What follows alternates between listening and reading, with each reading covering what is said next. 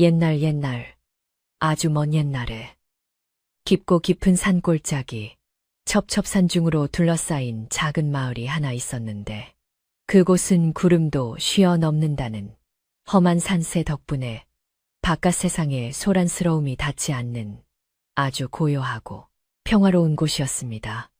사방이 높은 봉우리로 막혀 있어 해가 늦게 뜨고 일찍 지는 마을이었지만 사람들의 인심만은 넉넉하고 따뜻하여 서로 돕고 의지하며 살아가는 정겨운 곳이었으며 마을 어귀에는 수백 년 된 느티나무가 서 있어 오가는 사람들의 쉼터가 되어 주었고 맑은 개울물 소리가 밤낮으로 끊이지 않고 들려와 듣는 이의 마음을 차분하게 가라앉혀 주곤 했습니다.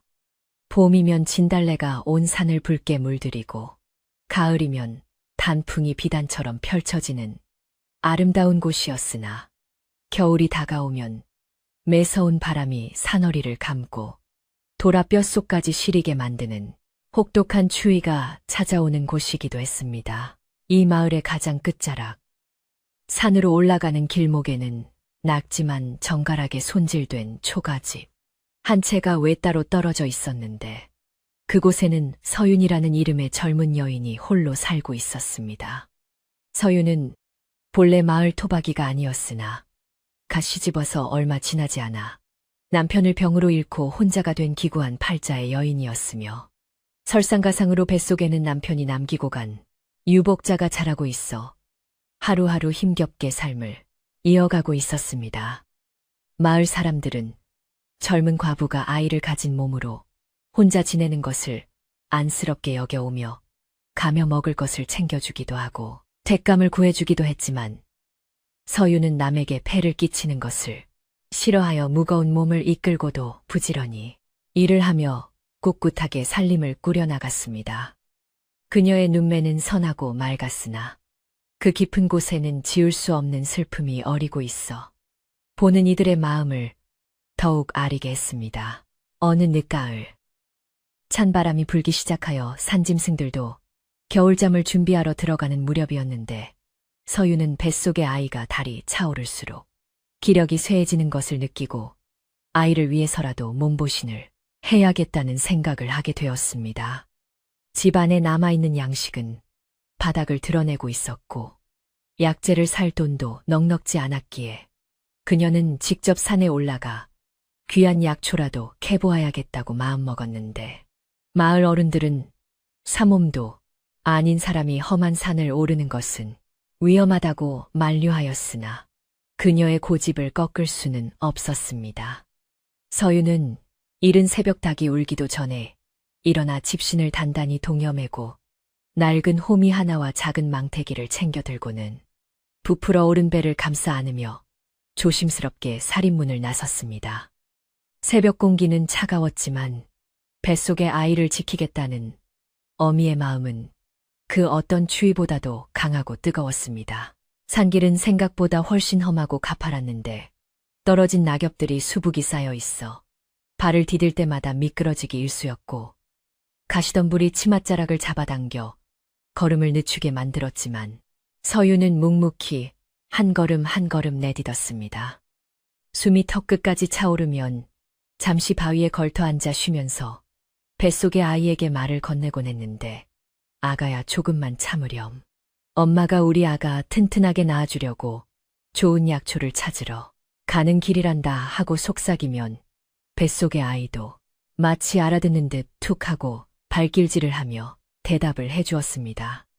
그 작은 움직임 하나가 서윤에게는 다시 일어설 수 있는 큰 힘이 되었고 그녀는 이마에 맺힌 땀을 닦아내며 다시금 망태기를 고쳐 메고 산 중턱을 향해 올라갔습니다.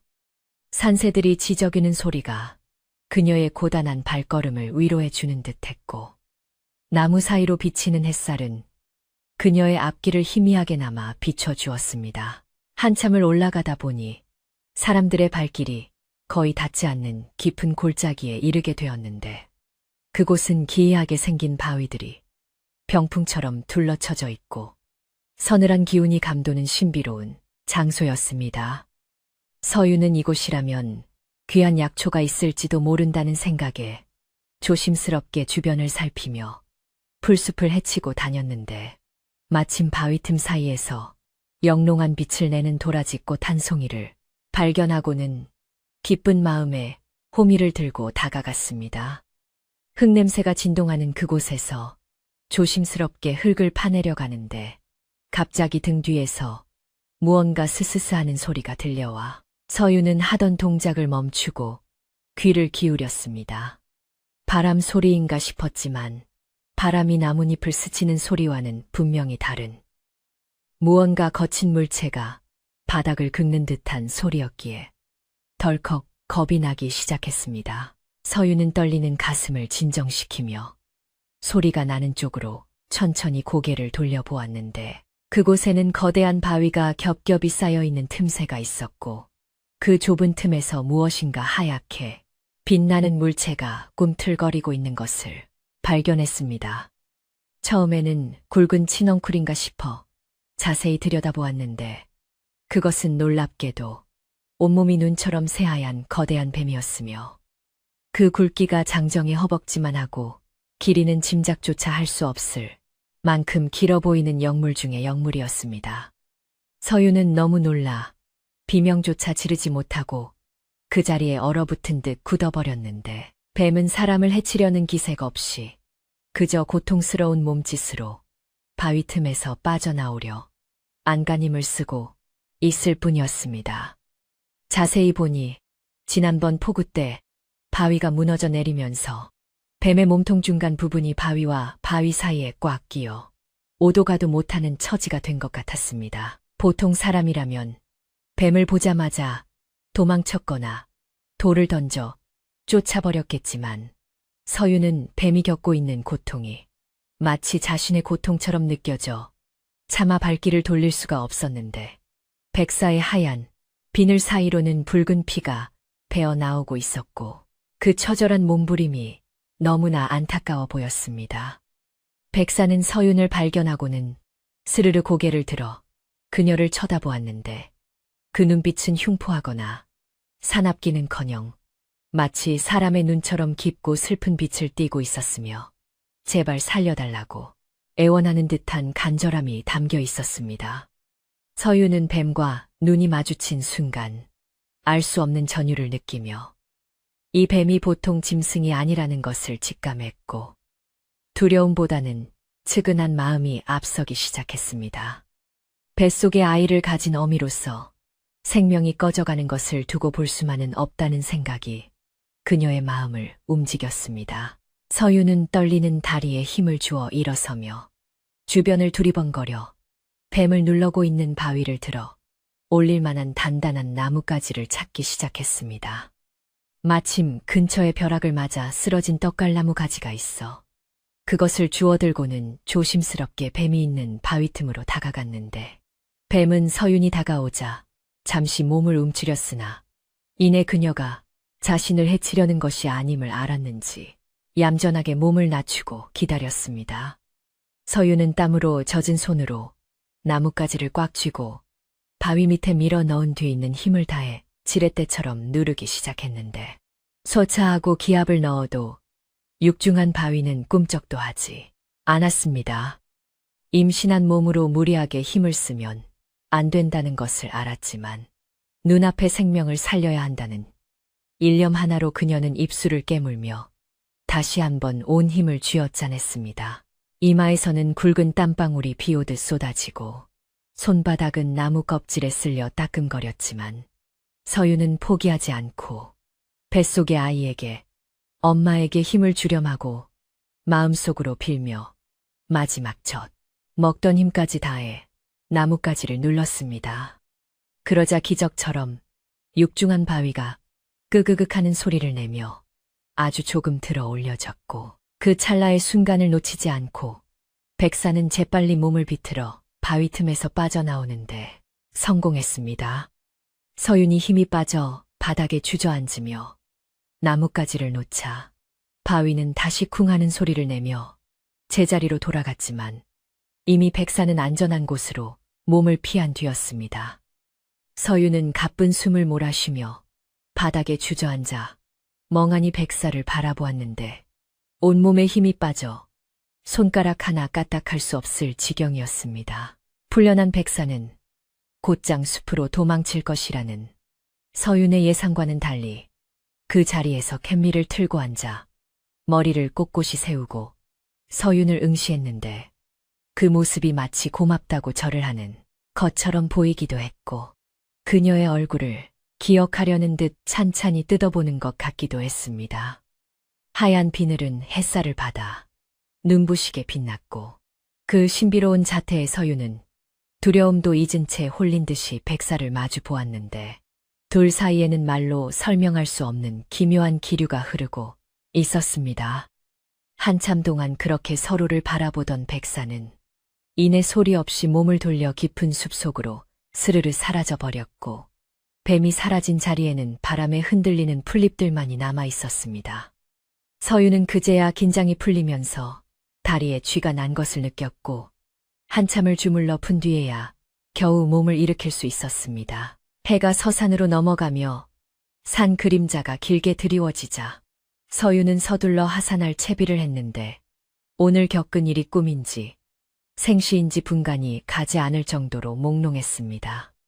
빈 망태기에는 처음에 캤던 도라지 몇 뿌리만이 덩그러니 들어 있었지만 마음만은 왠지 모르게 꽉 찬 듯한 느낌이 들었고 내려오는 발걸음은 올라갈 때보다 한결 가볍게 느껴졌습니다. 산을 내려오면서도 자꾸만 뒤를 돌아보게 되었는데 숲 어딘가에서 누군가가 자신을 지켜보고 있는 듯한 시선이 느껴졌기 때문이었습니다. 하지만 숲은 고요했고 오직 바람 소리만이 그녀의 귓가를 스치고 지나갈 뿐이었으며 서윤은 자신이 너무 예민해진 탓이라 여기며 머리를 가로저었습니다. 마을 어귀에 도착했을 때는 이미 땅거미가 짙게 깔려 집집마다 저녁 연기가 피어오르고 있었습니다. 집으로 돌아온 서윤은 간단하게 저녁을 지어 먹고 일찍 잠자리에 들었는데 몸은 천근만근 무거웠지만 정신은 오히려 맑아져 쉽게 잠을 이룰 수가 없었습니다. 눈을 감으면 낮에 보았던 백사의 그 깊고 슬픈 눈망울이 자꾸만 떠올라 가슴이 두근거렸고 그 눈빛이 무엇을 의미하는지 알 수 없어 밤새 뒤척여야 했습니다. 혹시 산신령님이 보낸 사자는 아닐까? 아니면 돌아가신 서방님이 뱀의 몸을 빌려 나를 보러 온 것은 아닐까 하는 별의별 생각이 꼬리에 꼬리를 물고 이어졌습니다. 창호지 문 너머로 달빛이 은은하게 스며들어 방 안을 비추자 서윤은 뱃속에 아이를 쓰다듬으며 오늘 엄마가 큰일을 했단다. 산에 사는 영물을 구해주었으니 우리 아가에게도 복이 올 거야 하고 조용히 속삭였습니다. 그날 밤 서윤은 기이한 꿈을 꾸었는데 꿈속에서 훤칠한 키에 하얀 옷을 입은 낯선 사내가 나타나 그녀의 머리맡에 앉아 하염없이 그녀를 바라보고 있었습니다. 사내의 얼굴은 흐릿하여 잘 보이지 않았으나 그 눈빛만은 낮에 보았던 백사의 눈과 너무나 닮아 있었고 그는 아무 말 없이 서윤의 손을 잡아주었는데 그 손길이 얼음장처럼 차가우면서도 묘하게 따뜻하게 느껴졌습니다. 서윤은 꿈속에서도 그가 낯설지 않게 느껴져 가만히 그의 손길을 받아들였고 사내는 한참을 그렇게 있다가 새벽 닭이 울 때쯤 연기처럼 사라져버렸습니다. 꿈에서 깬 서윤은 식은땀을 흘리고 있었지만 기분은 상쾌했고 방 안에는 어디선가 맡아본 듯한 흙내음과 풀향기가 은은하게 배어 있었습니다. 다음 날 아침 일찍 눈을 뜬 서윤은 방문을 열고 마루로 나갔다가 깜짝 놀라 입을 다물지 못했는데 마루 한 구석에 흙이 채 마르지도 않은 큼지막한 산삼한 뿌리가 놓여 있었기 때문이었습니다.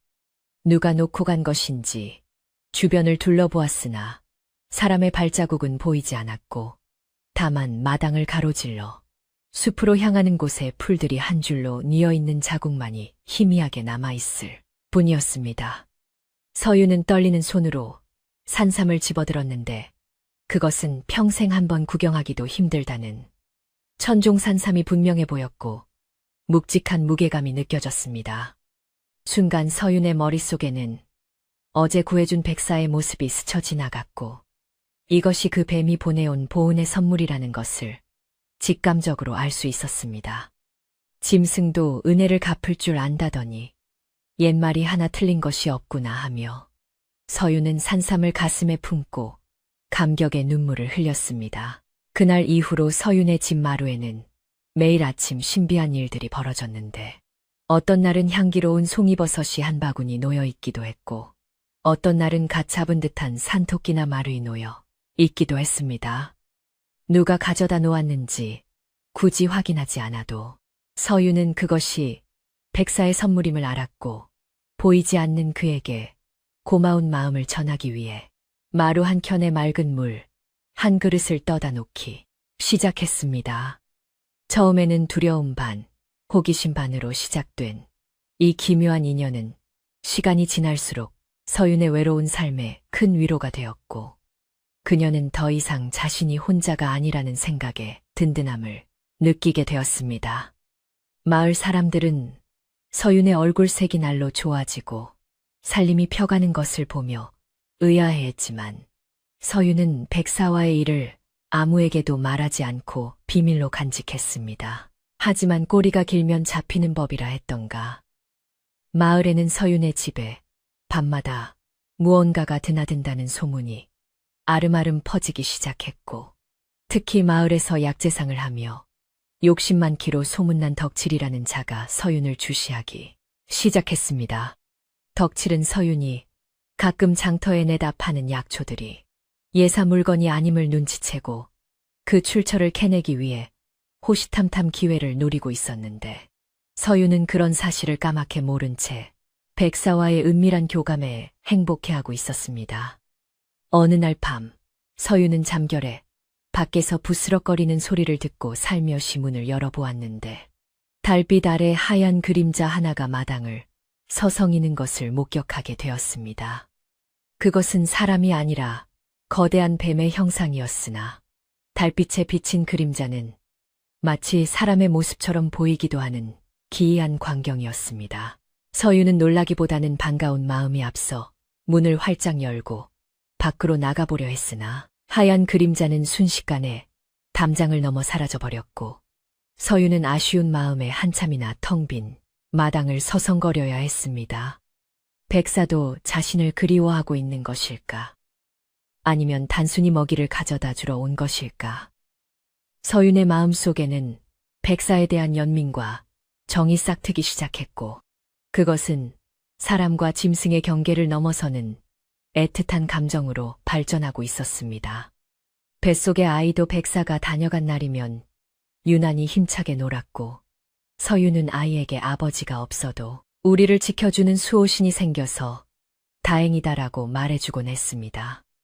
그렇게 산골 마을의 겨울은 깊어가고 서윤과 백사의 인연은 눈처럼 소복이 쌓여가고 있었습니다. 그러나 마을의 분위기는 심상치 않게 돌아가고 있었으니 덕칠이 동네 주막에서 술을 마시며 서윤에 대한 험담을 늘어놓기 시작한 것입니다.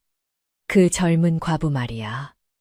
밤마다 산속의 요물과 붙어먹는다는 소문이 있던데 보통 일이 아니야. 하며 침을 튀기며 떠들어댔고 사람들은 처음에는 믿지 않았으나 덕칠이 내 눈으로 똑똑히 봤어.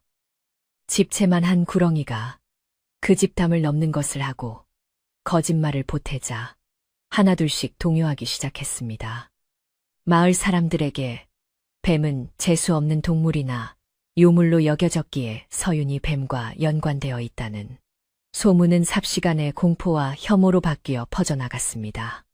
평화롭던 마을에 검은 먹구름이 들이우기 시작한 것이었습니다. 서윤은 마을 사람들의 수군거림을 눈치챘지만 애써 모른 척하며 지냈는데 어느 날 빨래터에 갔다가 안악들이 자신을 보고 슬금슬금 피하거나 뒤에서 손가락질하는 것을 보고 가슴이 철렁 내려앉았습니다. 임신한 몸으로 요물을 불러들이다니 마을에 큰 우환이 닥칠 거야 하는 수군거림이 그녀의 귓가에 들려왔고 서윤은 억울하고 분한 마음에 빨래 방망이를 꽉 쥐어야만 했습니다. 백사는 자신을 도와준 은인일 뿐인데 왜 사람들은 알지도 못하면서 함부로 말하는 것일까? 그녀는 답답한 마음에 눈시울이 붉어졌지만 누구에게도 하소연할 곳이 없었습니다. 집으로 돌아오는 길. 돌담 너머로 자신을 흘끔거리는 덕칠의 음흉한 눈빛과 마주쳤을 때 서유는 등골이 오싹해지는 불길한 예감을 떨칠 수 없었습니다. 그날 밤바람은 유난히 거칠게 불어 창호지 문을 덜컹거리게 만들었고 산짐승들의 울음소리도 구슬프게 들려왔습니다. 서유는 잠을 이루지 못하고 등잔불 아래 앉아 바느질을 하고 있었는데 문 밖에서 서유나 하고 나지막이 부르는 소리가 들려왔습니다. 사람의 목소리 같기도 하고 바람 소리 같기도 한 그 소리에 서유는 바늘을 멈추고 숨을 죽였는데 다시 한번 서유나 문 좀 열어보렴 하는 소리가 들려왔습니다. 그것은 다름 아닌 백사를 구해주러 산에 갔을 때 꿈속에서 들었던 그 사내의 목소리와 너무나 흡사하여 서유는 홀린 듯이 자리에서 일어나 문을 향해 다가갔습니다. 문고리를 잡은 손이 가늘게 떨려왔지만 두려움보다는 그리움이 더 컸기에 그녀는 조심스럽게 문을 열었습니다. 문 밖에는 아무도 없었지만 마당 한가운데 하얀 눈 위에 찍힌 것은 사람의 발자국도 짐승의 발자국도 아닌 길게 끌린 자국뿐이었고 그 끝은 산으로 이어져 있었습니다. 서유는 차가운 밤 공기를 들이마시며 어둠 속을 응시했는데 멀리서 두 개의 푸른 불빛이 자신을 바라보다가 사라지는 것을 보았습니다. 백사가 다녀간 것이 분명했습니다. 서유는 백사가 자신에게 무언가 할 말이 있어 찾아온 것 같다는 느낌을 받았고 마을 사람들의 오해와 비난 속에서도 백사만이 유일한 위안처임을 다시 한번 깨달았습니다. 하지만 인간과 뱀이라는 넘을 수 없는 벽이 두 사람, 아니 일인과 일물 사이를 가로막고 있다는 사실에 가슴 한구석에 시려왔습니다. 다음 날 마을 어귀에 있는 선앙당, 나무가 벼락을 맞아 반으로 갈라지는 사건이 발생하자 마을 사람들은 공포에 질려 웅성거렸습니다.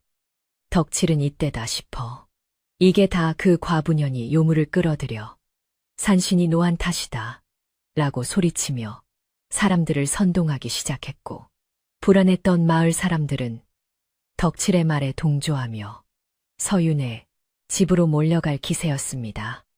서윤은 집 안에 웅크리고 앉아 밖에서 들려오는 웅성거림을 들으며 뱃속의 아이를 꼭 끌어안았는데 이제는 정말 피할 수 없는 위기가 닥쳐오고 있음을 직감했습니다. 과연 백사는 이 위험 속에서 자신을 지켜줄 수 있을지 아니면 비극적인 운명의 소용돌이에 함께 휘말리게 될지 알 수 없는 노릇이었습니다.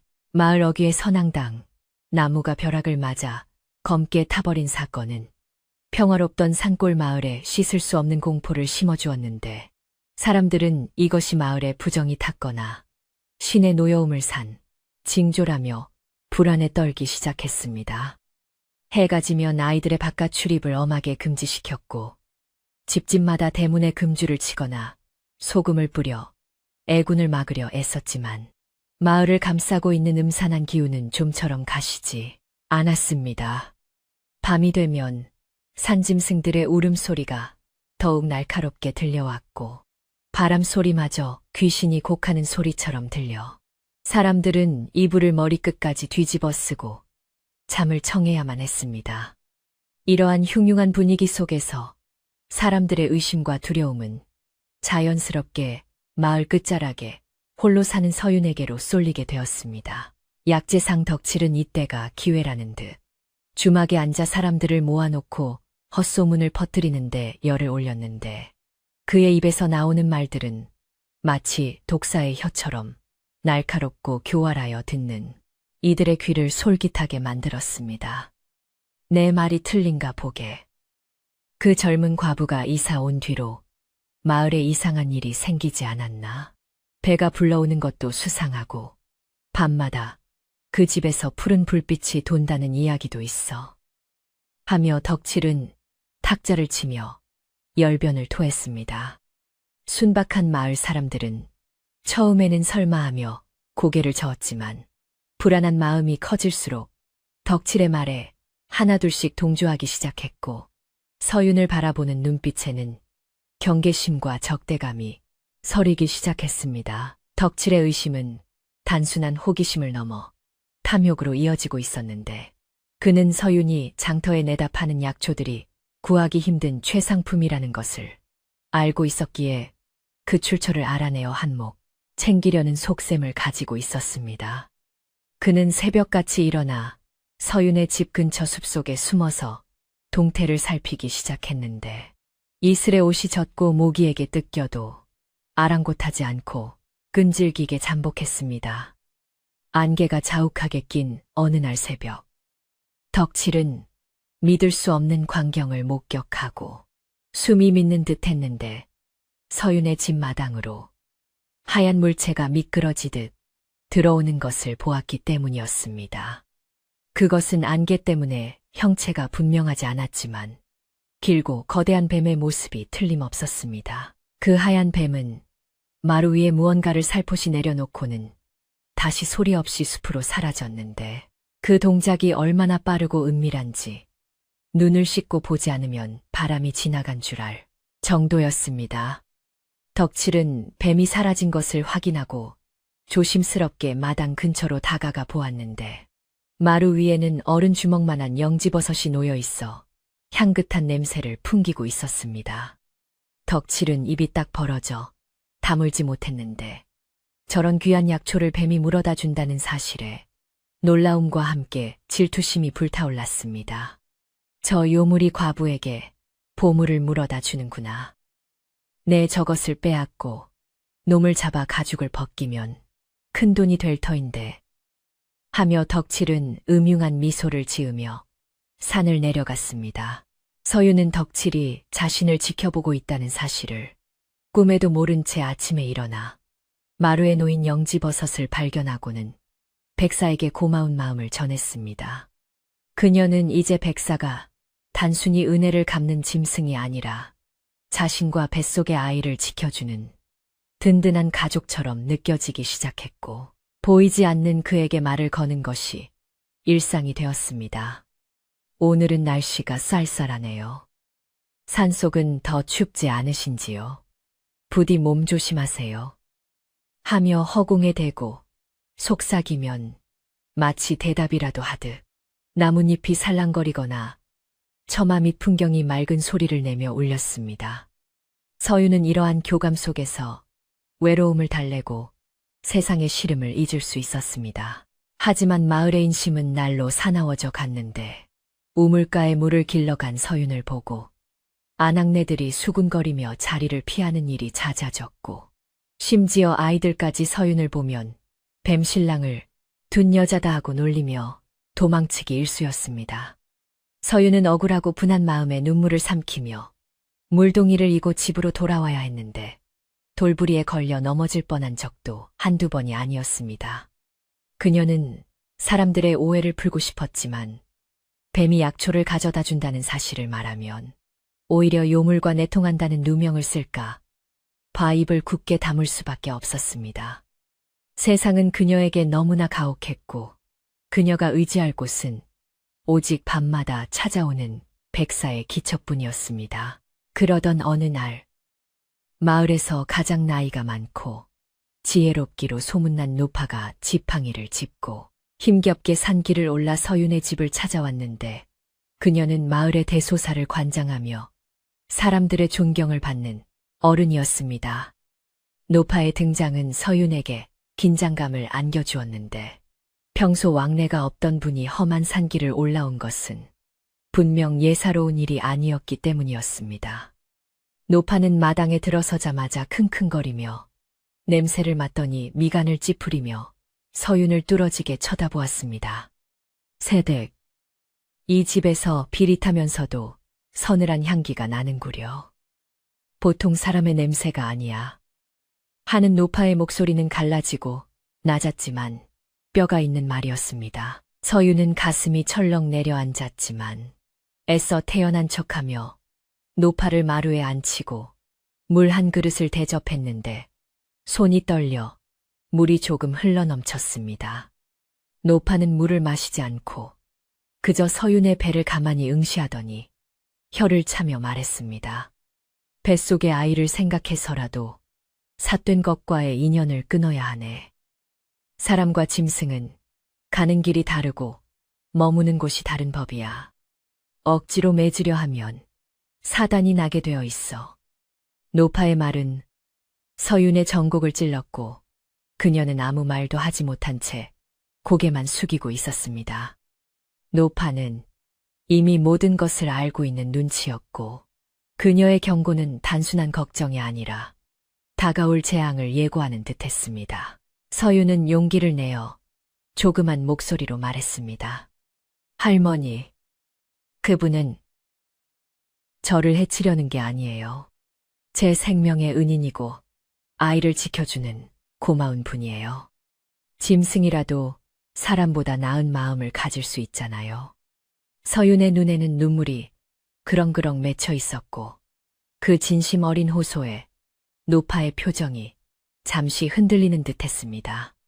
하지만 노파는 이내 단호한 표정으로 지팡이로 바닥을 쿵치며 말했습니다. 정은 정이고 도리는 도리네. 자네가 아무리 좋게 생각해도 사람들은 그렇게 보지 않아.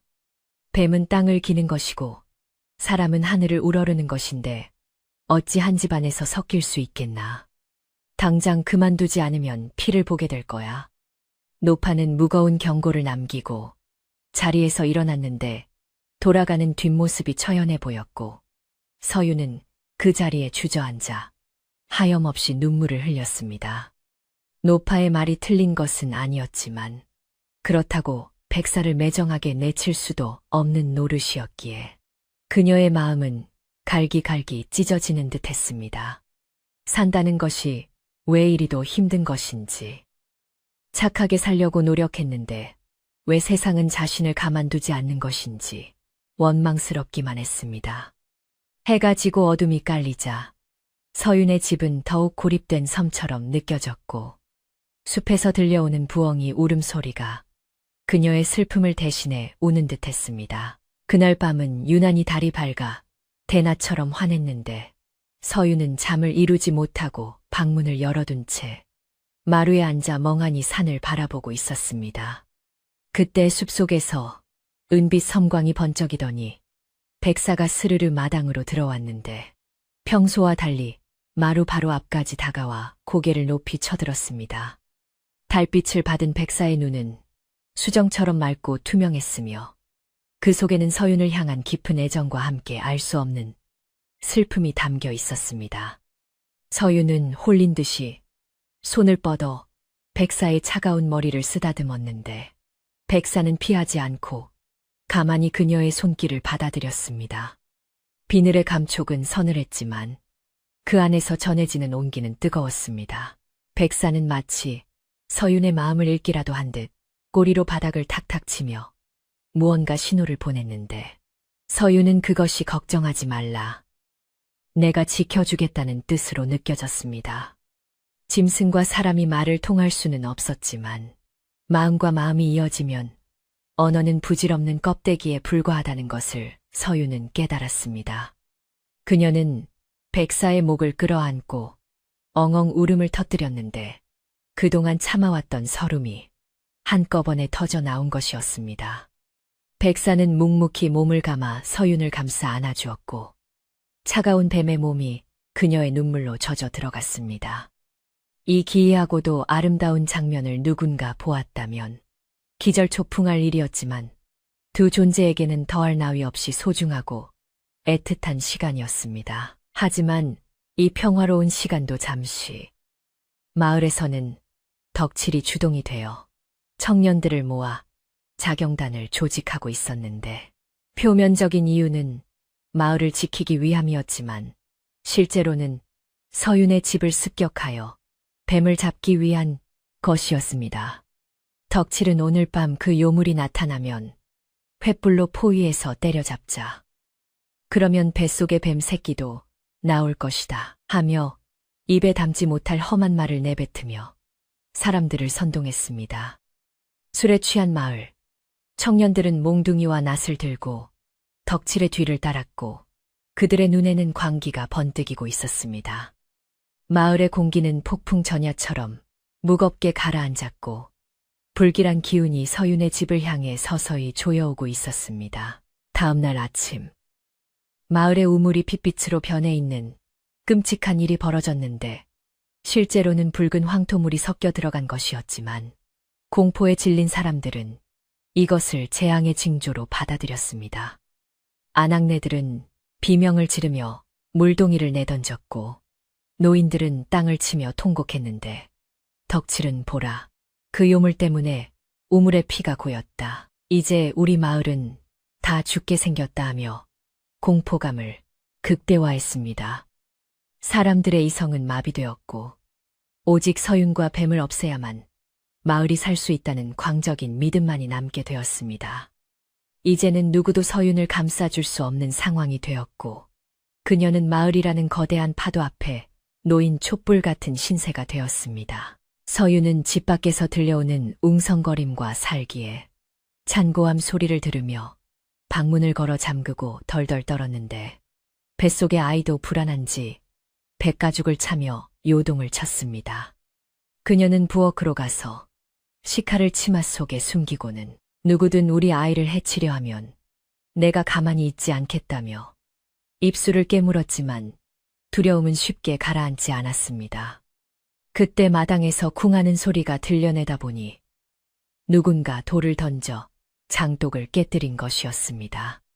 깨진 장독 사이로 검붉은 간장이 흘러내리는 모습이 마치 피를 흘리는 것 같아 서윤은 소스라치게 놀라며 주저앉았습니다. 마을 사람들의 괴롭힘은 점점 노골적으로 변해갔는데 밤이 되면 서윤의 지붕 위로 돌을 던지거나 대문에 오물을 뿌려놓고 도망가는 일이 비일비재했습니다.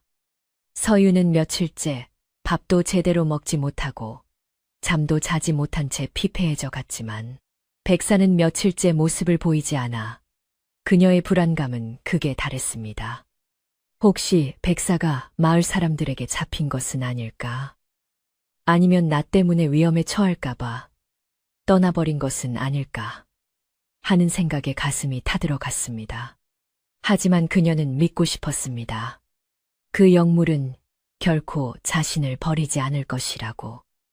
반드시 돌아와서 이 위기를 해결해 줄 것이라고 굳게 믿으며 기도를 올렸습니다. 드디어 올 것이 오고야 말았으니 덕칠이 마을 회의를 소집하여 서윤을 마을에서 추방하고 뱀을 잡아 화형에 처하자는 결의를 받아낸 것이었습니다. 촌장조차도 성난 민심을 잠재우기 위해 어쩔 수 없이 고개를 끄덕였고 날짜는 바로 오늘 밤으로 정해졌습니다. 오늘 밤 자정에 모두 횃불을 들고 그 집으로 모인다. 쥐새끼 한 마리도 빠져나가지 못하게 포위하라. 덕칠의 명령에 사람들은 비장한 표정으로 고개를 끄덕였고 낙과 창을 가는 소리가 마을 전체에 울려 퍼졌습니다. 살기등등한 분위기는 하늘마저 찌를 듯했고 검은 먹구름이 몰려와 달빛마저 가려버린 칠흑 같은 밤이 찾아왔습니다. 서윤은 본능적으로 오늘 밤이 고비라는 것을 직감하고 짐을 꾸리기 시작했는데 옷가지 몇 벌과 남편의 위패만을 챙겨들고 뒷문으로 빠져나가려 했습니다. 하지만 집 밖에는 이미 망을 보는 사람들이 배치되어 있어 도망칠 구멍조차 없다는 것을 깨닫고 절망에 빠졌습니다. 그녀는 다시 방으로 들어와 뱃속의 아이를 어루만지며 아가야, 미안하다. 엄마가 힘이 없어서 너를 지켜주지 못할 것 같구나. 하며 눈물을 쏟아냈습니다. 그때 방바닥 밑에서 쿵쿵거리는 진동이 느껴지기 시작했는데 그것은 지진도 아니고 천둥 소리도 아닌 땅속 깊은 곳에서 울려 퍼지는 거대한 움직임이었습니다. 진동은 점점 커져 방 안의 가구들이 덜덜 떨릴 정도가 되었고 서윤은 두려움에 몸을 움츠렸는데 갑자기 방문이 벌컥 열리며 바람이 들이닥쳤습니다. 그리고 그 바람 속에서 익숙하고도 그리운 하얀 형체가 나타났는데 그것은 바로 백사였습니다. 며칠 동안 보이지 않던 백사는 전보다 훨씬 더 크고 위험 있는 모습으로 변해 있었고 몸에서는 은은한 광채가 뿜어져 나오고 있었습니다. 백사는 서윤을 안심시키려는 듯 그녀의 주위를 빙빙 돌며 보호막을 치는 듯한 행동을 했고 서윤은 그 빛 속에서 알 수 없는 평온함을 느꼈습니다. 이제는 죽어도 여한이 없다는 생각이 들 정도로 백사의 존재는 그녀에게 절대적이었습니다. 백사는 서윤에게 눈짓으로 가만히 있으라는 신호를 보내고는 마당으로 나가 감미를 틀고 대문을 응시했는데 마치 다가올 적들을 맞이할 준비를 하는 장수와도 같았습니다. 그의 눈빛은 더 이상 슬프지 않았고 결연하고도 매서운 기운이 감돌고 있었는데 그것은 사랑하는 이를 지키기 위해 목숨을 건 수컷의 본능이기도 했습니다. 멀리서 웅성거리는 소리와 함께 횃불의 붉은 빛이 일렁이며 다가오기 시작했고 매캐한 연기 냄새가 바람을 타고 날아왔습니다. 덕칠과 마을 사람들의 고함 소리가 점점 가까워지며 서윤의 심장 박동도 빨라졌지만 마당을 지키고 있는 백사의 뒷모습을 보며 그녀는 두려움을 떨쳐내려 애썼습니다. 마을 사람들의 횃불 행렬이 서윤의 집 앞마당에 당도하자 어둠 속에서 하얗게 빛나는 백사의 모습이 드러났고 사람들은 그 거대함과 신비함에 압도되어 잠시 주춤거렸습니다. 저것 보라. 진짜 집채만 한 구렁이다. 누군가 비명을 질렀고 사람들은 공포에 질려 뒷걸음질 쳤지만 덕칠은 겁먹지 마라. 저놈만 잡으면 우리는 부자가 된다.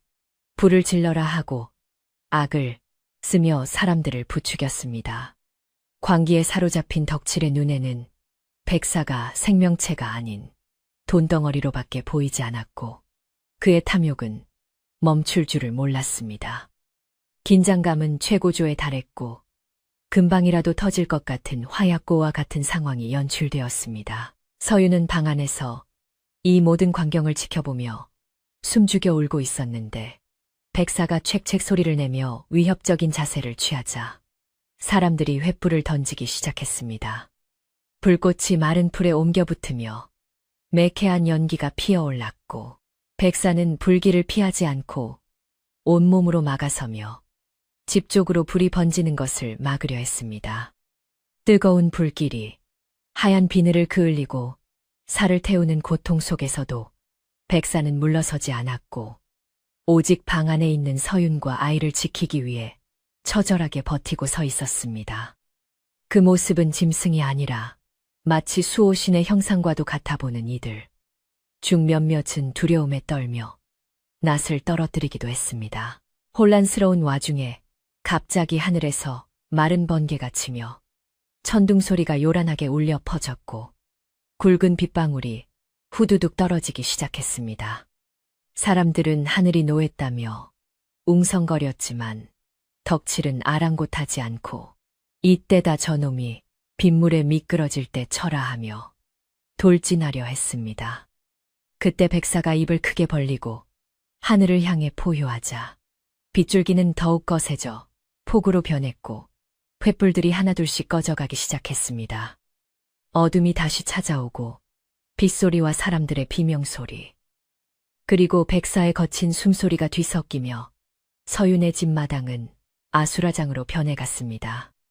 운명의 시간은 점점 클라이맥스를 향해 치닫고 있었습니다. 갑작스럽게 쏟아진 폭우는 마치 하늘이 구멍이라도 난 듯 퍼부어댔고 서윤의 집을 집어삼킬 듯 타오르던 횃불들은 빗줄기를 이기지 못하고 하나둘씩 힘없이 꺼져버렸습니다. 마을 사람들은 이것이 산신령의 노여움이라 생각하여 두려움에 떨며 뒷걸음질 쳤고 기세등등하던 덕칠조차도 쏟아지는 빛 속에서 당황한 기색을 감추지 못하고 주춤거렸습니다. 백사가 하늘을 향해 내지른 포효 소리가 천둥 소리와 섞여 귓가를 때리자 겁에 질린 몇몇 사람들은 낙과 몽둥이를 바닥에 내팽개치고 마을 쪽으로 도망치기 시작했습니다.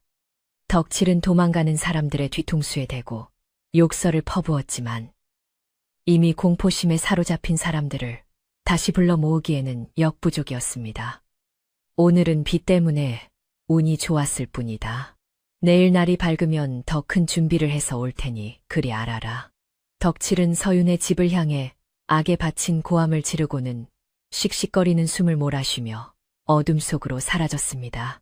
사람들이 모두 물러가고 빗줄기도 조금씩 가늘어지자 사방에는 다시 무거운 정막만이 감돌았는데 타다 남은 횃불에서 피어오르는 매캐한 연기와 비릿한 흙내음만이 공기를 채우고 있었습니다. 서윤은 덜덜 떨리는 다리를 부여잡고 방 밖으로 뛰쳐나와 마당 한가운데 웅크리고 있는 백사에게 달려갔는데 가까이서 본 백사의 모습은 처참하기 그지없었습니다. 눈부시게 빛나던 하얀 비늘 곳곳이 불길에 그을려 검게 변해 있었고 어떤 곳은 날카로운 돌에 찢겨 붉은 피가 빗물에 섞여 흘러내리고 있었습니다. 서윤은 그 참혹한 모습에 가슴이 미어지는 듯한 통증을 느꼈고 백사의 목을 끌어안으며 오열했습니다. 나 때문에, 이 못난 사람 때문에 당신이 이 꼴을 당했군요. 차라리 내가 나가서 매를 맞을 것을. 서윤의 뜨거운 눈물이 백사의 차가운 몸 위로 뚝뚝 떨어졌습니다.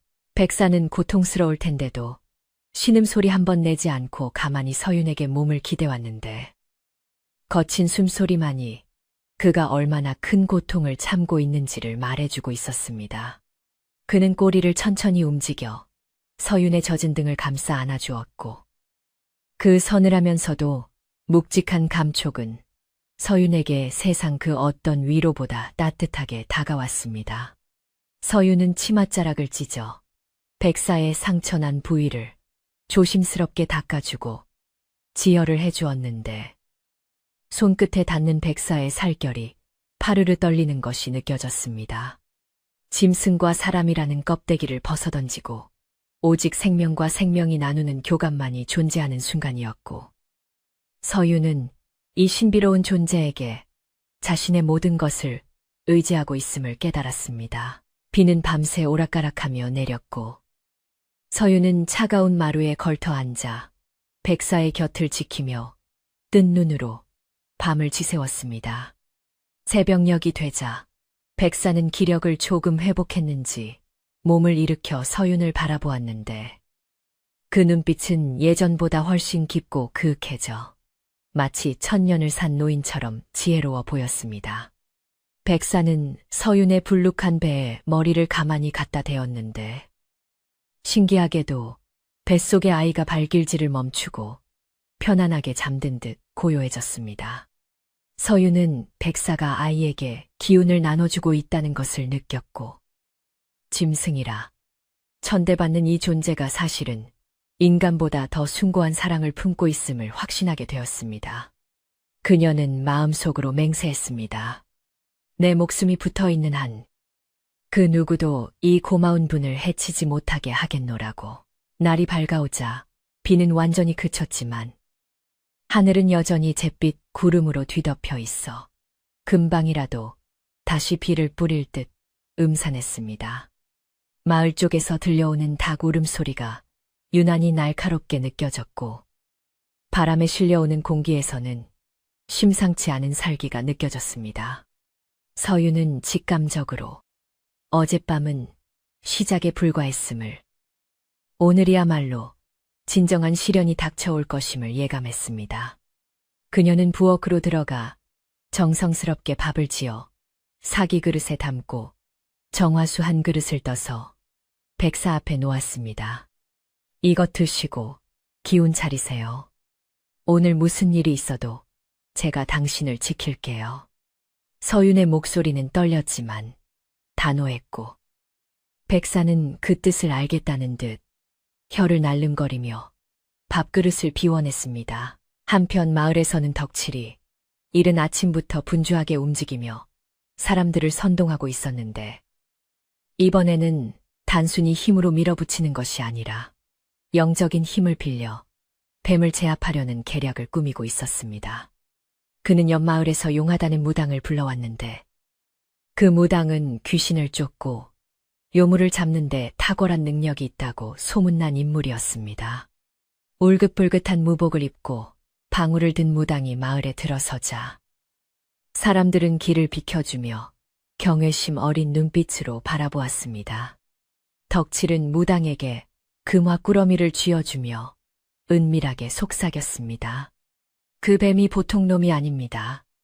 비를 부르고 사람을 홀리는 재주가 있으니 부디 강력한 비방을 써서 꼼짝 못하게 해주십시오. 무당은 탐욕스러운 눈으로 금화를 챙기며 음흉한 미소를 지었습니다.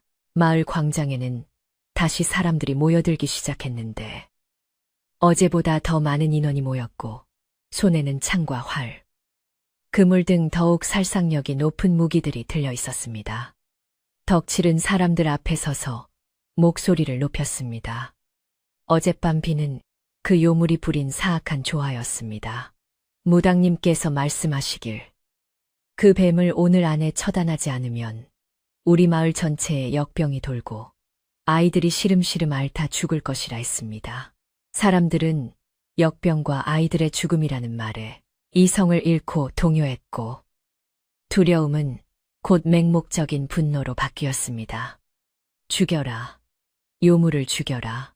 사람들의 함성은 산골짜기를 메아리치며 서윤의 집까지 들려왔습니다. 징소리와 꽹과리 소리가 요란하게 울려 퍼지며 무당을 앞세운 행렬이 서윤의 집으로 향하기 시작했는데 그 소리는 마치 전쟁터로 나가는 군대의 북소리처럼 위협적이었습니다. 서윤은 집 안에서 그 소리를 듣고 가슴이 쿵쿵 뛰었지만 더 이상 숨거나 피하지 않기로 결심했습니다. 그녀는 장롱 깊숙이 넣어두었던 흰 소복을 꺼내 입고 머리를 단정하게 빗어 넘겼습니다. 죽음을 각오한 사람만이 가질 수 있는 비장함이 그녀의 얼굴에 서려 있었고 뱃속의 아이를 한 번 쓰다듬은 뒤 방문을 활짝 열고 마루로 나갔습니다. 백사도 이미 다가오는 위협을 감지하고 마당 한가운데 멜리를 틀고 머리를 꼿꼿이 세운 채 대문을 노려보고 있었습니다. 무당과 마을 사람들이 대문 앞에 당도하자 무당은 기괴한 춤을 추며 방울을 흔들어대기 시작했고 날카로운 쇳소리가 서윤의 고막을 찔렀습니다. 무당은 주문을 외우며 쌀을 뿌리고 칼을 휘둘렀는데 백사는 그 소리에 몹시 괴로워하며 몸을 비틀었습니다. 영물인 백사에게 무당의 주술은 살을 파고드는 화살처럼 고통스러운 것이었지만 그는 서윤이 있는 마루 쪽으로 물러나지 않고 꿋꿋하게 자리를 지켰습니다. 서윤은 백사가 고통스러워하는 모습을 보자 참을 수 없는 분노가 치밀어 올라 마당으로 뛰어내려갔습니다. 그만두세요. 이분이 무슨 죄를 지었다고 이러는 겁니까? 천벌이 두렵지도 않나요? 서윤의 절규가 무당의 방울 소리를 뚫고 울려 퍼졌습니다. 덕칠이 비웃으며 앞으로 나섰습니다. 천벌이라니 요물과 붙어먹은 내년이 받을 벌을 말하는 게냐. 뱃속의 아이도 뱀 새끼가 아닌지 어찌 알겠느냐. 덕칠의 모욕적인 언사에 서윤은 입술을 깨물어 피가 날 지경이었습니다. 마을 사람들은 덕칠의 말에 동조하며 야유를 보냈고 몇몇은 돌을 던지기 시작했습니다. 돌멩이 하나가 서윤의 이마를 스치고 지나가 피가 흘러내렸지만 서윤은 눈 하나 깜짝하지 않고 사람들을 노려보았습니다. 내 뱃속의 아이는 하늘이 내려주신 생명이고 이분은 그 생명을 지켜주신 은인입니다.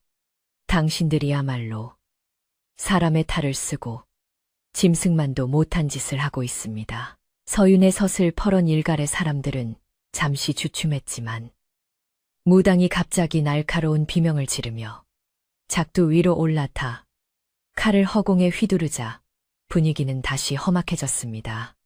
저 요물의 기가 너무 세다. 산신령을 능멸하고 마을의 정기를 빨아먹는 놈이다. 지금 당장 활을 쏘아라.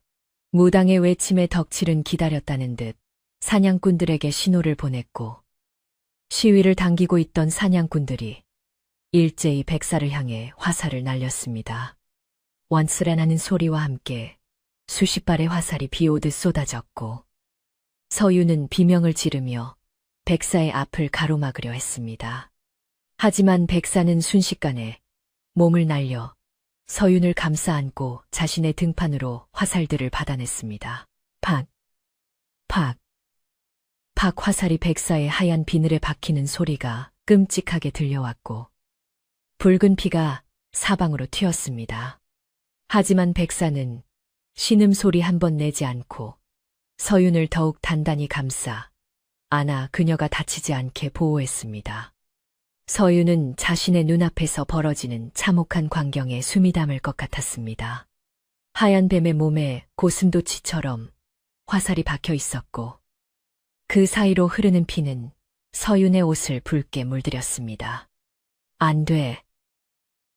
안 돼, 제발 그만해. 서윤은 미친 듯이 소리쳤지만 사람들의 광기는 멈출 줄을 몰랐습니다. 덕칠은 맞았다. 놈이 힘을 못 쓴다. 그물을 던져라 하고 소리쳤고 청년들이 달려들어 굵은 동아줄로 짠 그물을 백사 위로 덮어 씌웠습니다. 그물에 갇힌 백사는 몸부림쳤지만 화살을 맞아 기력이 쇠한 탓에 쉽게 빠져나오지 못했습니다. 사람들은 몽둥이로 백사를 내리치며 희낙낙했고 덕칠은 승리감에 도취되어 껄껄 웃었습니다. 서윤은 그물 사이로 손을 넣어 백사의 몸을 만지며 울부짖었지만 건장한 청년 2명이 그녀를 억지로 끌어내어 바닥에 패대기 쳤습니다. 이 요망한 년을 헛간에 가둬라. 뱀을 처리하고 나면 마을 법대로 다스릴 것이다. 덕칠의 명령에 서윤은 질질 끌려가면서도 백사를 향해 손을 뻗었지만 점점 멀어지는 백사의 눈빛은 슬프도록 고요하기만 했습니다. 창고에 갇힌 서윤은 문을 두드리며 울다 지쳐 쓰러졌는데 밖에서는 뱀을 장대에 매달아 마을 광장으로 끌고 가는 소리가 들려왔습니다. 서윤은 이대로 백사를 보낼 수 없다는 생각에 이를 악물고 일어났습니다. 낡은 창고 안을 뒤져보니 구석에 녹슨 쇠스랑 하나가 눈에 띄었고 그녀는 그것을 집어들고 널빤지로 막힌 창문을 뜯어내기 시작했습니다. 손톱이 깨지고 손바닥이 찢어지는 고통이 따랐지만 백사가 겪고 있을 고통에 비하면 아무것도 아니었습니다. 마침내 널빤지 하나가 뜯겨나가고 사람 하나가 겨우 빠져나갈 만한 틈이 생기자 서윤은 푸른 배를 감싸 안고 힘겹게 그 틈으로 빠져나왔습니다. 마을 광장에는 거대한 장작더미가 쌓여 있었고 그 위에 백사가 그물에 묶인 채 축 늘어져 있었습니다. 백사의 몸은 상처투성이었고 숨조차 제대로 쉬지 못하는 듯 보였지만 그 눈만은 여전히 서윤이 있는 쪽을 향해 있었습니다. 덕칠은 횃불을 들고 장작더미 주위를 돌며 사람들에게 연설을 하고 있었고 무당은 북을 치며 구판을 벌이고 있었습니다. 자, 이제 이 불로 모든 애군을 태워버리자. 우리 마을의 평화를 위하여 덕칠이 횃불을 장작더미에 던지려는 순간 서윤이 군중을 해치고 앞으로 뛰쳐나갔습니다. 멈춰요. 당신들이 죽이려는 것은 요물이 아니라 천년을 기다려 용이 되려던 이무기님이십니다. 서윤의 외침에 사람들이 웅성거리는 사이 그녀는 장작더미 위로 기어 올라가 백사의 몸을 끌어안았습니다. 나를 먼저 태우세요. 내 몸이 제가 되기 전에는 절대로 이분을 보낼 수 없습니다. 서윤의 눈빛은 그 어느 때보다 강렬했고 그녀의 몸에서 알 수 없는 기운이 뿜어져 나오는 듯했습니다. 덕칠은 당황하여 저 미친년을 끌어내려라고 소리쳤지만 사람들은 서윤의 기세에 눌려 섣불리 다가가지 못했습니다. 그때 하늘에서 다시 한번 쾅하는 천둥 소리가 들리더니 백사의 몸에서 눈부신 서광이 비치기 시작했습니다. 그것은 단순한 빛이 아니라 영혼 깊은 곳에서 뿜어져 나오는 신령스러운 기운이었습니다. 백사는 서윤의 눈물에 감응한 듯 감았던 눈을 번쩍 뜨고 그물을 찢을 듯한 기세로 몸을 크게 뒤틀었습니다. 툭! 투두둑 하는 소리와 함께 질긴 동아줄이 끊어져 나갔고 화살이 박혔던 자리에서는 피 대신 하얀 김이 피어올랐습니다. 사람들은 그 믿을 수 없는 광경에 입을 다물지 못했고 무당조차도 이건 보통 뱀이 아니다. 진짜 용이 되려던 분이다. 하며 뒷걸음질 쳤습니다. 백사는 상처 입은 몸을 일으켜 세우고 하늘을 향해 길게 포효했는데 그 소리는 슬픔과 분노, 그리고 위험이 뒤섞인 소리여서 듣는 이들의 가슴을 서늘하게 만들었습니다. 덕칠은 공포에 질렸소.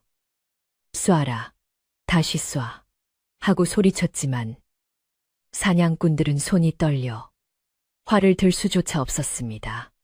백사는 고개를 숙여 서윤을 바라보았는데 이제는 떠날 시간이 되었음을 알리는 작별의 눈빛이었습니다.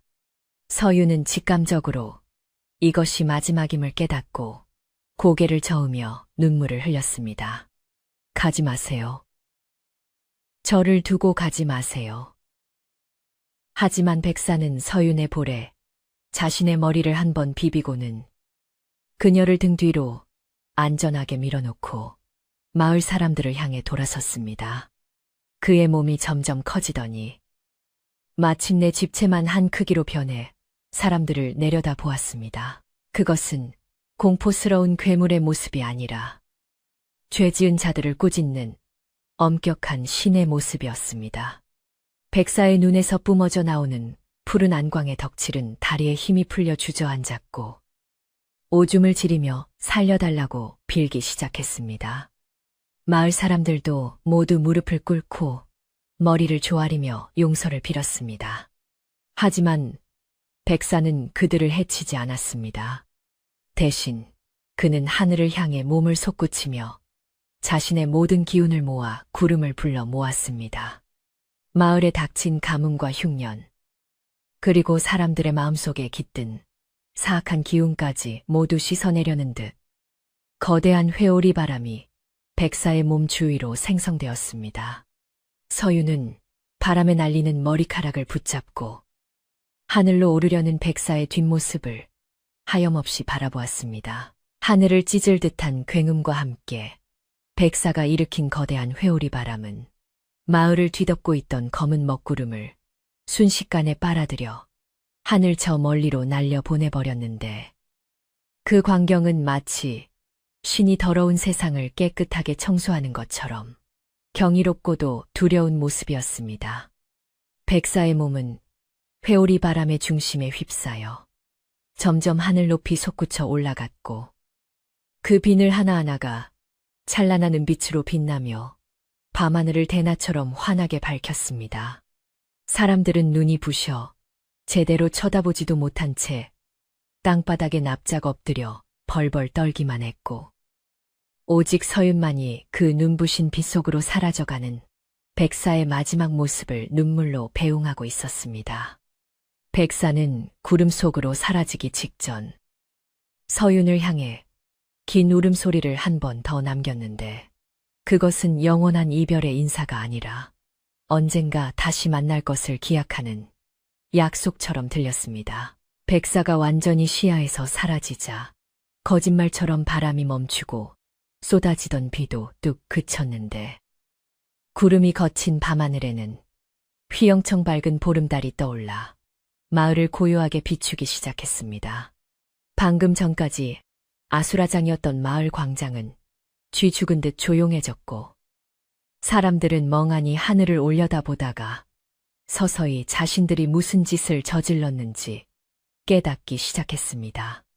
그들은 마을을 지켜주러 온 수호신을 요물이라 매도하고 죽이려 했다는 사실에 치를 떨며 후회했고 공포는 곧 깊은 수치심과 죄책감으로 바뀌어 고개를 들 수 없게 만들었습니다. 무당은 이미 사태가 불리해진 것을 눈치채고 슬금슬금 뒷걸음질 치다 도망쳤는데 그가 서 있던 자리에는 가짜 부적과 조잡한 도구들이 나뒹굴어 그가 사기꾼이었음을 만천하에 드러내고 있었습니다. 덕칠은 넋이 나간 사람들을 보며 다급하게 소리쳤는데 다들 뭐 하는 거야? 저건 눈속임이야. 뱀이 도수를 부려 도망친 거라고 우리가 이겼어. 하며 억지를 부렸지만 그의 목소리는 공허하게 메아리칠 뿐이었습니다. 아무도 그의 말에 귀를 기울이지 않았고 오히려 사람들의 눈빛은 차가운 경멸과 분노로 바뀌어 덕칠을 향하고 있었습니다. 그때 마을 촌장이 지팡이를 짚고 앞으로 나와 덕칠의 앞을 가로막으며 천둥 같은 호통을 쳤습니다. 내 이놈, 내 놈의 탐욕 때문에 우리 마을이 천벌을 받을 뻔했다. 영물에게 화를 쏘고 불을 지르다니. 네가 정령 사람의 탈을 쓴 짐승이 아니냐. 촌장의 꾸짖음에 덕칠은 얼굴이 불그락부르락해지며 반박하려 했지만 입이 떨어지지 않았습니다. 마을 사람들도 하나둘씩 일어나 덕칠을 둘러싸고 비난을 퍼부었는데 내 말만 믿고 죄 없는 새댁을 죽일 뻔했잖아. 우리 집 우물에 흙탕물을 탄 것도 내 놈짓이지 하며 그동안 참았던 울분을 터뜨렸습니다. 덕칠은 궁지에 몰려 식은땀을 흘리며 뒷걸음질 쳤지만 이미 인심을 잃은 그를 도와줄 사람은 아무도 없었습니다. 사람들은 폭력을 쓰지는 않았지만 싸늘한 눈빛과 침묵으로 그를 압박했고 덕칠은 견디지 못하고 두고 보자. 내 언젠가 다시 돌아와서 복수할 테다. 라는 비겁한 말을 남기고 밤어둠 속으로 허겁지겁 도망쳤습니다.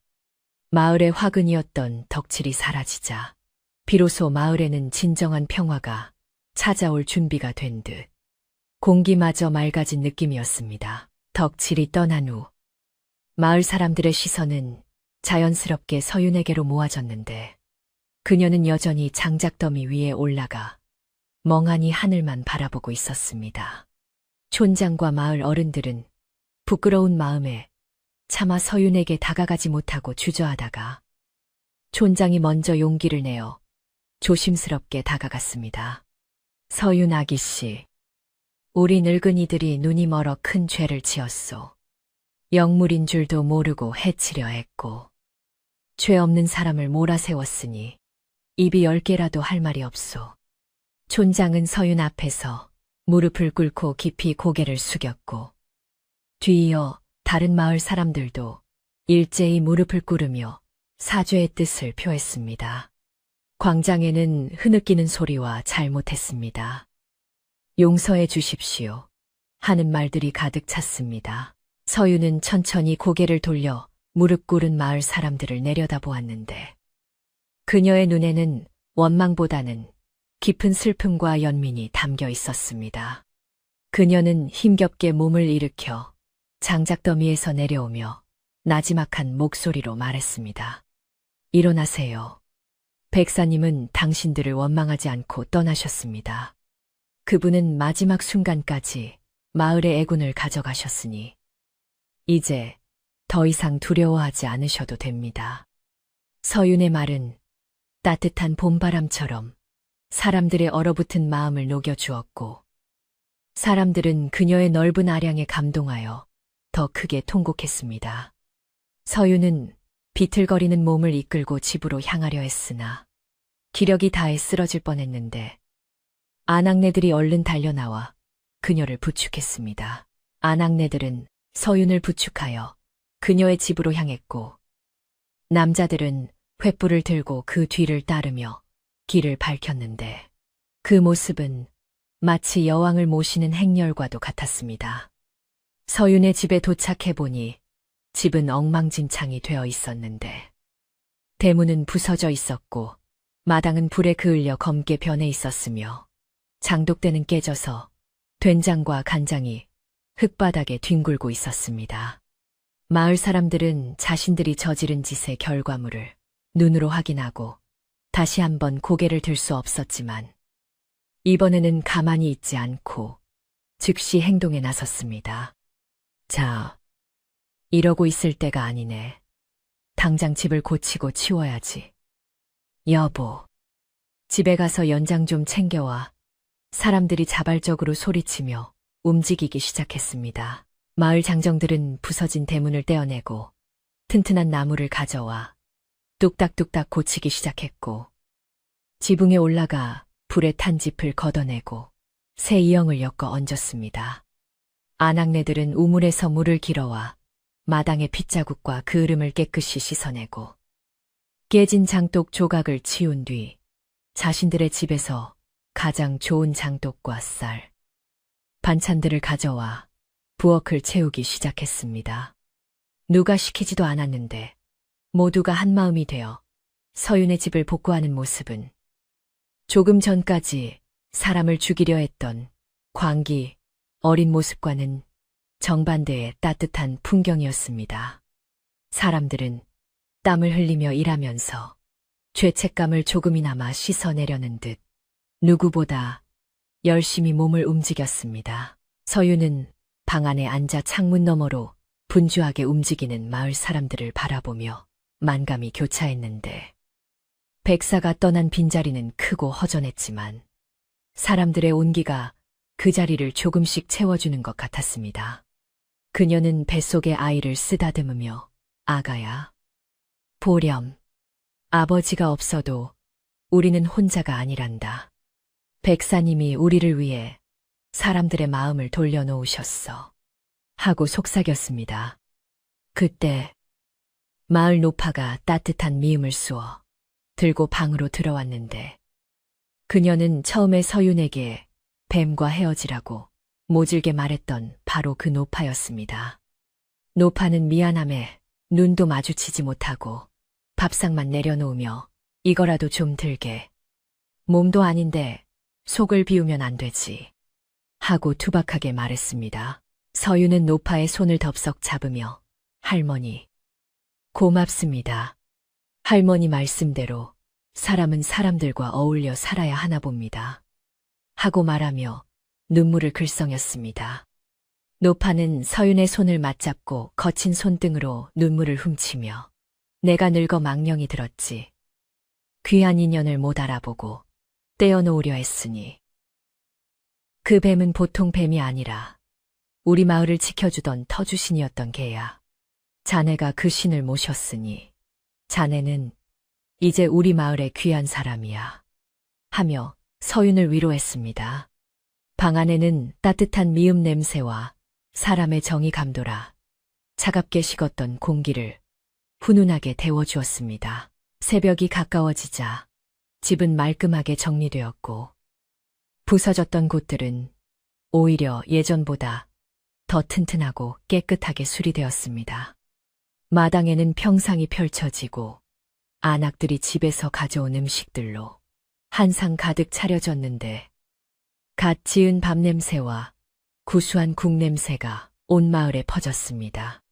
촌장은 서윤을 평상 제일 상석에 앉히고 마을 사람들을 모두 불러 모았습니다. 오늘 우리는 큰 죄를 짓고 또 큰 깨달음을 얻었소. 이제 이 집은 우리 마을의 복을 지키는 집이니 앞으로 서윤 아기씨와 태어날 아이를 우리 모두의 가족으로 여겨 보살피도록 합시다. 촌장의 말에 사람들은 박수를 치며 환호했고, 서윤은 부끄러움과 감사의 마음에 얼굴을 붉혔습니다. 모두가 둘러앉아 음식을 나누어 먹는 시간.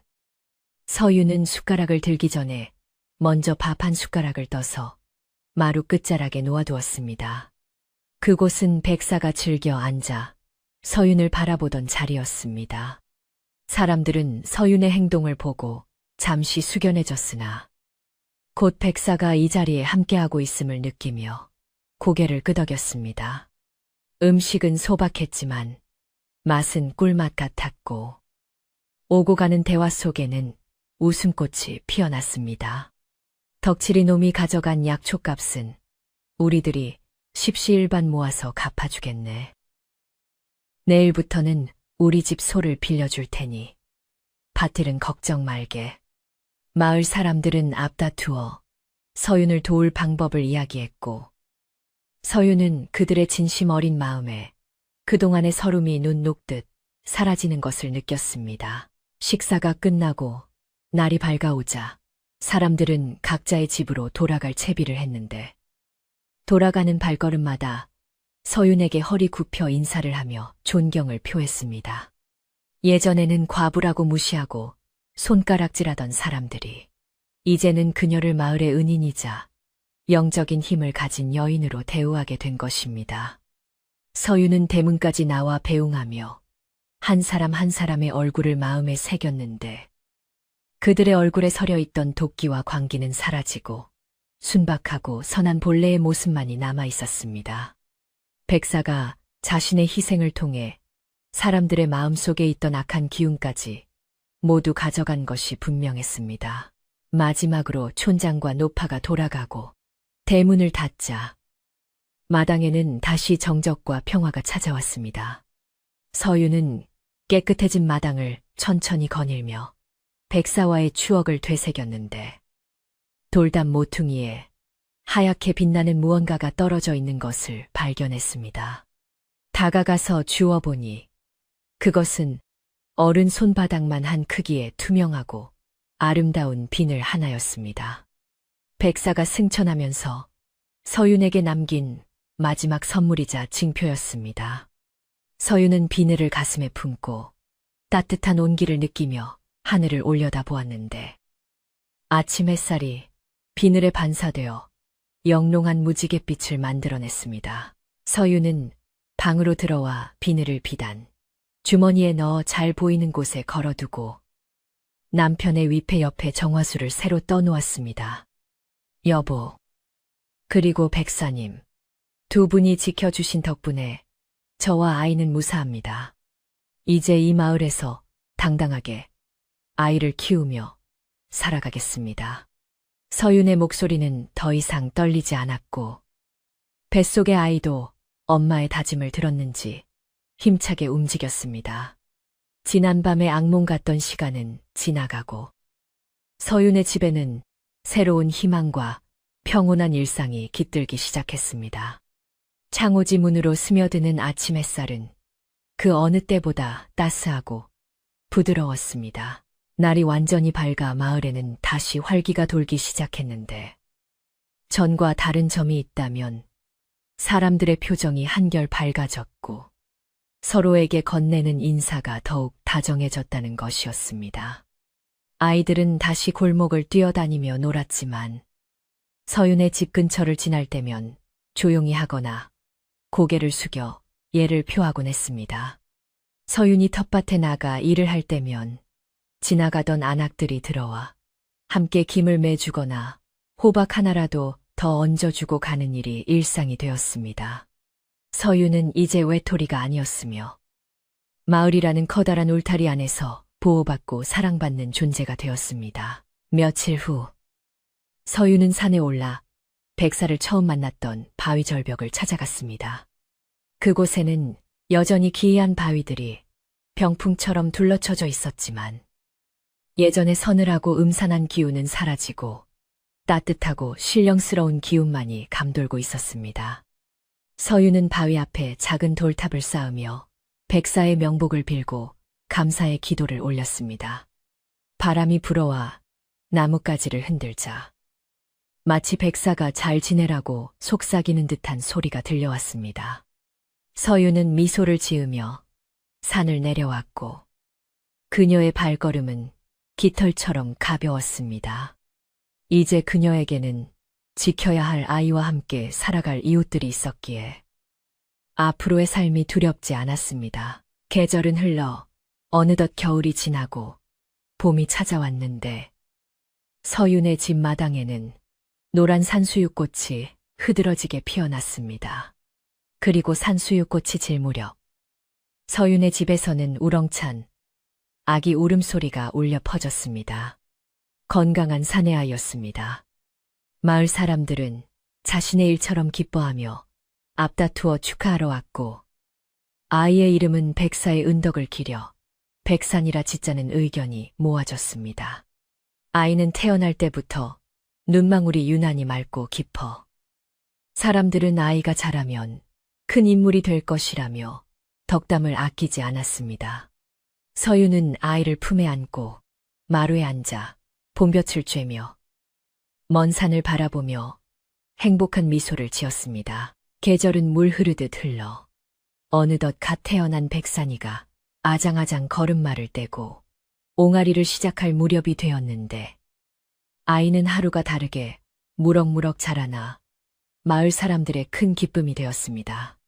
백산이는 유난히 피부가 희고 눈동자가 깊어 신비로운 느낌을 주었는데 마을 어르신들은 아이를 볼 때마다 백사님이 점지해 주신 아이라 그런지 기운이 남다르다며 칭찬을 아끼지 않았습니다.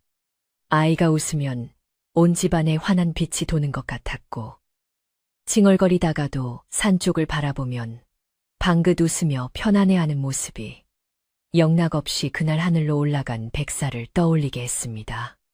서유는 그런 아이를 품에 안고 젖을 물리며 비록 남편은 없지만 자신에게 남겨진 이 귀한 생명을 위해 더욱 강해져야겠다고 다짐하고 또 다짐했습니다.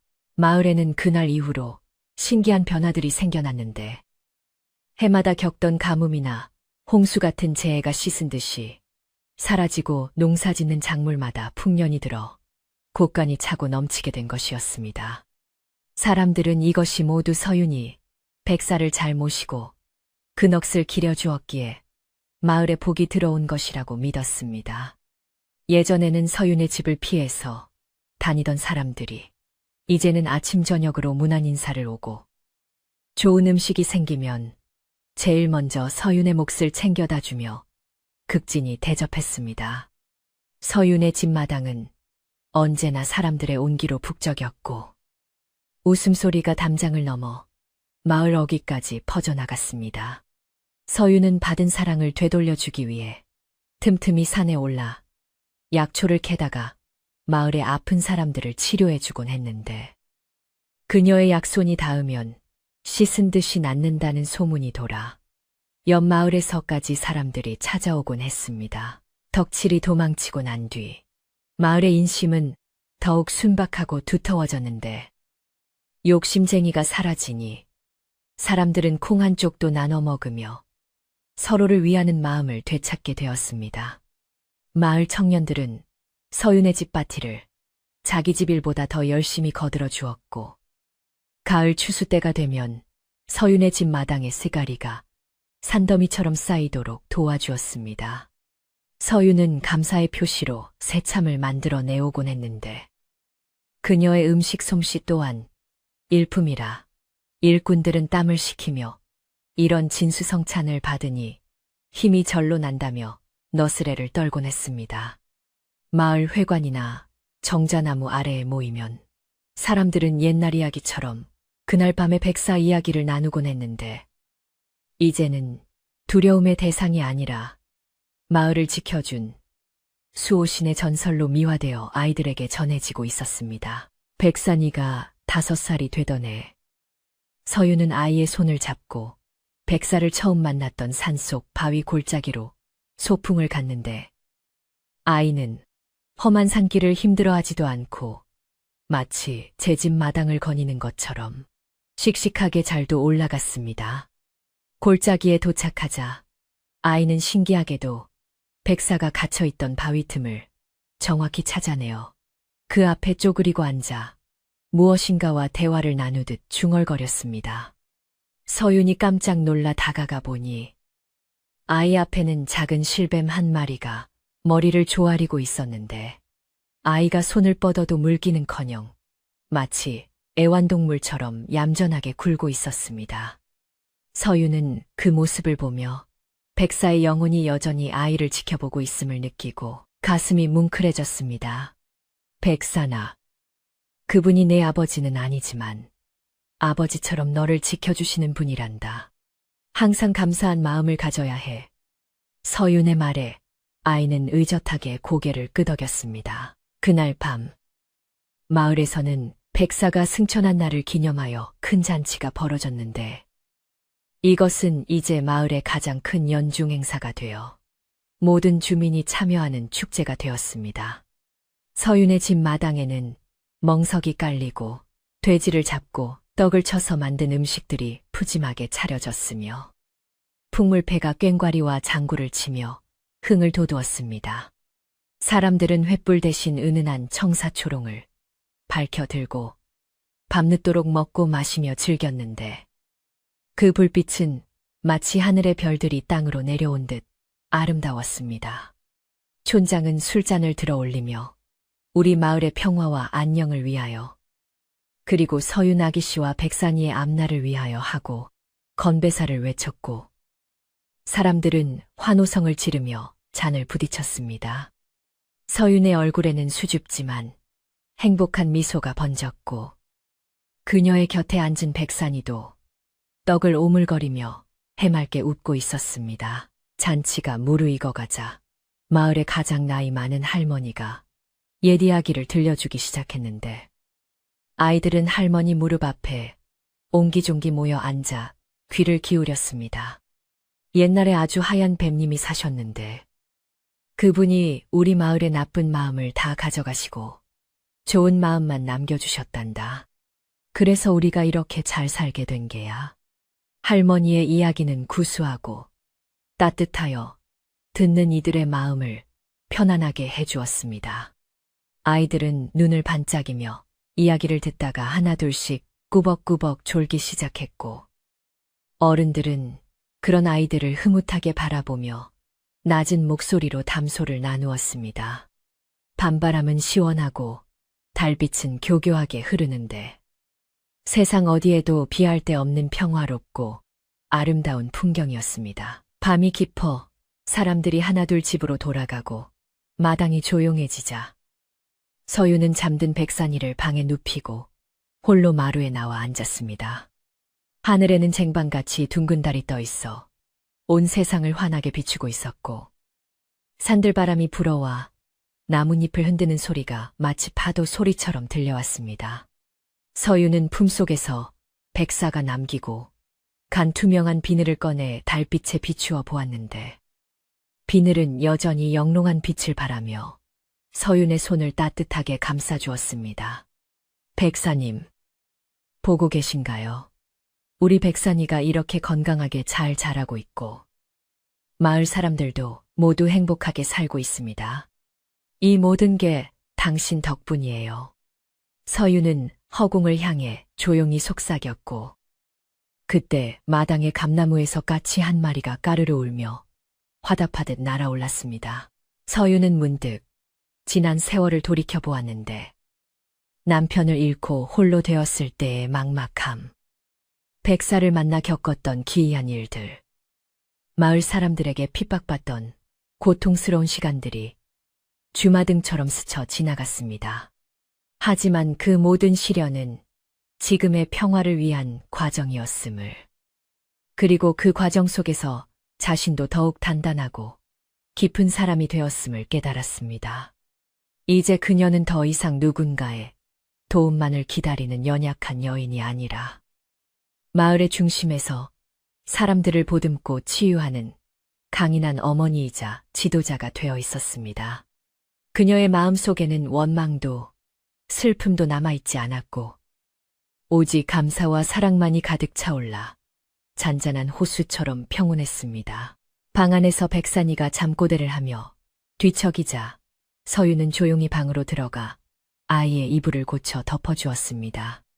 아이의 뺨은 복숭아처럼 발그레하고 숨소리는 규칙적이고 평화로웠는데 그 모습을 바라보는 것만으로도 서윤은 세상을 다 가진 듯한 충만함을 느꼈습니다. 그녀는 아이의 머리맡에 앉아 자장가를 흥얼거리기 시작했습니다. 자장자장, 우리 아가. 달님도 자고 별님도 자고 산속의 백사님도 널 지켜주신단다. 무럭무럭 자라서 이 세상을 환하게 비추는 사람이 되렴. 서윤의 부드러운 목소리는 방 안을 가득 채우고 창호지 문을 넘어 밤하늘로 흩어졌습니다. 다음 날 아침, 서윤은 여느 때와 다름없이 일찍 일어나 마당을 쓸고 밥을 지었는데 대문 앞에 낯선 보따리 하나가 놓여 있는 것을 발견했습니다. 풀어보니 귀한 비단 옷감과 아이가 좋아할 만한 꿀탈의 과자가 들어 있었고 그 위에는 지나가던 과객이 마을의 인심에 감동하여 놓고 갑니다. 라고 적힌 쪽지가 있었습니다. 아마도 뉘우친 덕칠이 몰래 놓고 간 것일지도 모른다는 생각이 들었지만 서유는 굳이 범인을 찾으려 하지 않고 그저 미소 지으며 하늘을 향해 고개를 숙였습니다. 누구에게나 뉘우칠 기회는 있는 법이고 용서야말로 진정한 평화를 완성하는 길임을 그녀는 알고 있었기 때문입니다. 마을은 이제 백사마을이라 불리며 인근에서 가장 살기 좋은 곳으로 소문이 났는데 지나가는 나그네들도 이 마을에 들르면 며칠씩 머물다 가곤 했습니다. 서윤의 집은 언제나 열려 있었고 배고픈 이에게는 밥을 주고 아픈 이에게는 약을 주며 덕을 베풀었습니다. 백산이는 자라면서 총명하고 지혜로워 마을 서당에서 으뜸가는 인재가 되었고 늘 어머니를 공경하고 이웃을 돕는 바른 청년으로 성장했습니다. 사람들은 백산이가 나중에 큰 벼슬을 하여 마을을 빛낼 것이라고 믿어 의심치 않았지만 백산이는 그저 어머니 곁에서 마을을 지키며 소박하게 사는 것을 꿈꾸었습니다. 어느 맑은 가을날 서유는 뱃마루에 앉아 바느질을 하고 있었는데 따사로운 햇살이 그녀의 어깨 위로 내려앉아 졸음을 유혹했습니다. 뜰 앞에는 국화꽃이 만발하여 그윽한 향기를 뿜어내고 있었고 담장 너머로는 누렇게 익은 벼가 황금 물결을 이루며 바람에 일렁이고 있었습니다. 어디선가 들려오는 풀벌레 소리와 참새들의 지저김이 자장가처럼 들려와 서유는 바느질감을 무릎에 내려놓고 잠시 눈을 감았습니다. 꿈결인 듯 현실인 듯 감은 눈앞으로 하얀 백사가 다가와 그녀의 주위를 포근하게 감싸주는 느낌이 들었습니다. 그 따뜻한 기운 속에서 서유는 깊은 안도감을 느끼며 생각했습니다. 이제 정말 다 괜찮구나. 모진 비바람은 지나가고 따뜻한 햇볕만이 우리 앞에 남아있구나. 그녀의 입가에는 평온한 미소가 번졌고 호흡은 느리고 편안해졌습니다. 마당 한켠에 심어놓은 대나무 잎들이 바람에 사각거리는 소리가 듣기 좋게 귓가에 울렸습니다. 사각사각, 사각사각, 마치 잘했다. 고생했다. 이제는 편히 쉬어라 하고 속삭이는 자연의 위로 같았습니다. 해는 서서히 서산으로 기울어 온 세상을 붉게 물들이기 시작했고 집집마다 저녁 짓는 연기가 모락모락 피어올랐습니다. 멀리서 백산이가 서당에서 돌아오는 발자국 소리가 들려왔지만 서유는 너무나 평온하여 눈을 뜨고 싶지 않았습니다. 그저 이 고요하고 따뜻한 순간이 영원히 이어지기를 바랄 뿐이었습니다. 백사와의 슬프지만 아름다웠던 인연은 이제 추억이 되어 가슴 깊은 곳에 보석처럼 박혔고 서윤의 삶은 그 보석의 빛을 받아 앞으로도 영원히 빛날 것입니다. 밤이 찾아오고 마을은 깊은 잠에 빠져듭니다. 달빛은 지붕 위로 부드럽게 내려앉아 세상의 모든 걱정과 시름을 덮어줍니다. 서윤의 집 창호지 문 안에서는 은은한 등잔불이 깜박이며 따뜻한 온기를 전하고 있습니다. 이제 이야기는 끝이 났고 백사 마을의 모든 사람도 그리고 이야기를 듣는 당신도 편안한 꿈속으로 여행을 떠날 시간입니다. 산과 들, 그리고 바람과 달빛이 어우러진 이 평화로운 풍경 속에서 모두가 근심 없이 깊고 단 잠을 주무시기를 바랍니다.